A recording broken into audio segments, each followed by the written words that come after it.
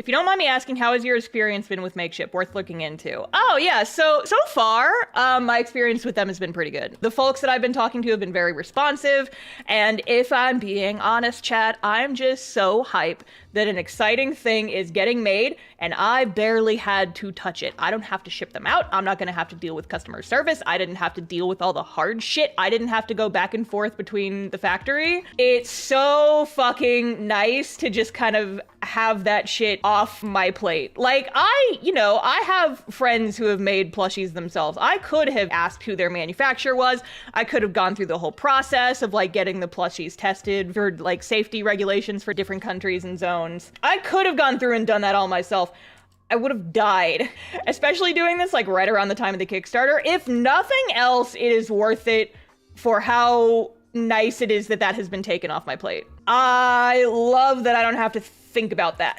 They're just gonna send me a check later. So I think maybe the one thing with Makeship that folks might not like as much is that as far as the profits go, if you're not selling like thousands of plushies, you're probably not going to make too much from them because you as the creator end up only getting kind of a small percentage of the profits. I don't want to say exactly how much because I didn't sign an NDA, but I don't know if that information is readily freely available out there for people. But I mean, this is all stuff they tell you before you start a campaign with them. Make them for the love and adventure of the plushie being born. Yeah, exactly. When I went into this, my goal was not to make big cash money dollars. If I wanted to get big cash money dollars, I would have gone through the process myself so that I could have kept to 100% of the profits. I just wanted the plushies to be made. So I don't, like, honestly, I don't give a shit about the paycheck. Like, if we sell 400 plushies, I will get a pay bump and my percentage will go up, but like, I don't even care. I just want the boy to exist, you know? I would say that that's the main downside is you don't get as much going through them because, you know, they have to pay their people. I guess we can put it this way. I will earn approximately $3 per plushie sold if I'm doing my math right. So it's not like a huge amount, but it's better than nothing. And again, I'm mostly doing it just because I want the plushies to exist. I don't really care about the coinage.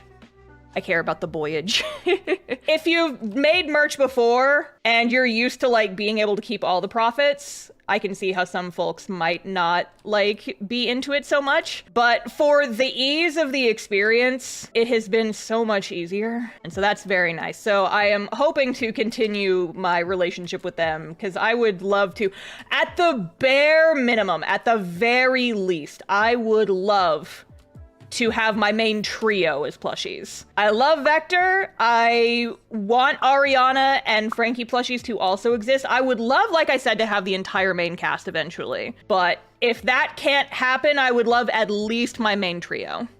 Did you ever consider a different company? I mean, like I said, I did consider, you know, like pestering some of my friends who have made plushies and being like, hey, who was your supplier? Did you? Because the artist who does Phantom Marine, Claire, she actually did a Kickstarter campaign and she got the Jeff plushies made. And those turned out really cute and I'm so happy for her. But she, you know, like went through a factory. She found a manufacturer. She went through all of that and she got the plushies made independently. So if I had wanted to, I could have figured out what plush manufacturer people are using. I could have gone through the trouble and done that. I didn't want to. I did not want to.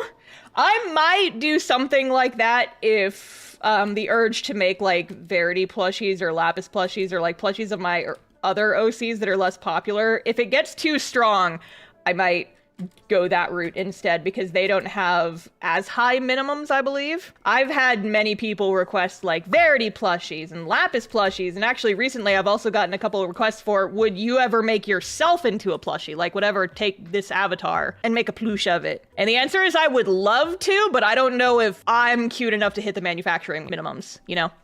See, the thing is, if we do a star plushie, it's gotta have a voice box so that when you squeeze it, I'm just like, make a webcomic!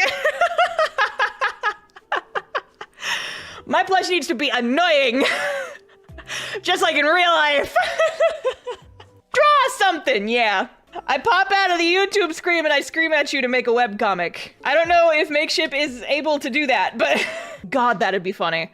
Imagining you're laying in bed, snuggling your Star Carmine plushie, and you accidentally snuggle it at just the wrong angle, and you are awoken to the sound of the plush right next to your ears screaming, make a webcomic! Read my webcomic, cast off says like random starisms, and it's all just like self-promotion shit every single time it activates. Sounds like a Furby. Yes! I must be a Furby! But instead of saying weird shit in Furbies or whatever language they speak, it's just me shouting self-promotion and also self-motivation quotes. The first step to being good at something is sucking at something. It just goes jump scare in your ear. Oh, Jesus. Now we're actually edging into Furby territory here. Of it just saying like more and more unsettling things. Encouraging yet unsettling, you know?